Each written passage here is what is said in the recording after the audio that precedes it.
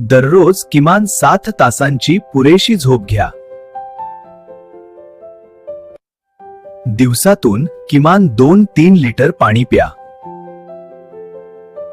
रोज किमान 30 मिनिटे व्यायाम, चालणे किंवा योग करा.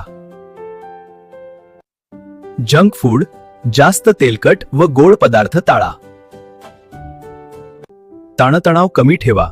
ध्यान, प्राणायाम किंवा छंद जोपासा. वेळच्या वेळी जेवण करा आणि अति खाणे टाळा.